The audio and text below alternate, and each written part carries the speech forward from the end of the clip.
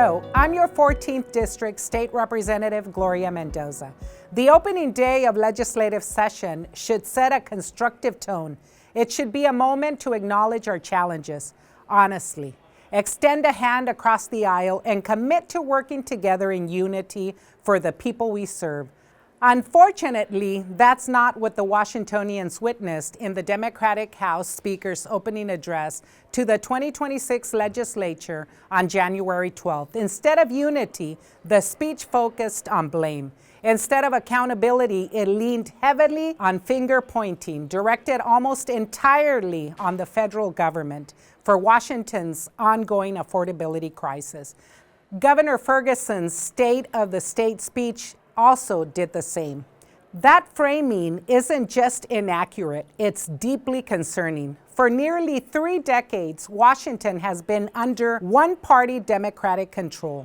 During that time, lawmakers here, not in Washington, D.C., have passed the policies that raised gas taxes, increased diesel costs, expanded fees, nearly killed the agriculture industry in my district, and layered new taxes and regulations onto working families.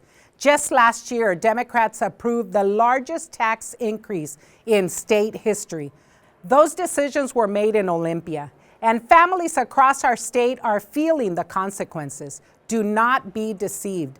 To suggest that today's high food and fuel prices are primarily the result of federal actions or tariffs that haven't even taken effect is misleading. It avoids the central truth. Washington's affordability crisis is largely self-inflicted, driven by years of unchecked spending and repeated tax increases under Democratic control. What troubled me the most was the tone. Many longtime observers have said this year's opening day speech was one of the most partisan they've ever heard. And that matters because leadership isn't about assigning blame.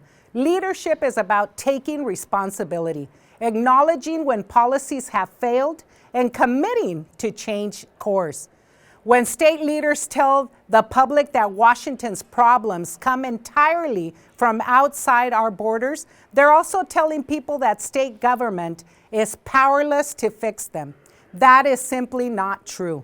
The legislature writes the budget, the legislature sets the tax policy, and the legislature can and should choose reform over rhetoric. Washingtonians are clear about what they want.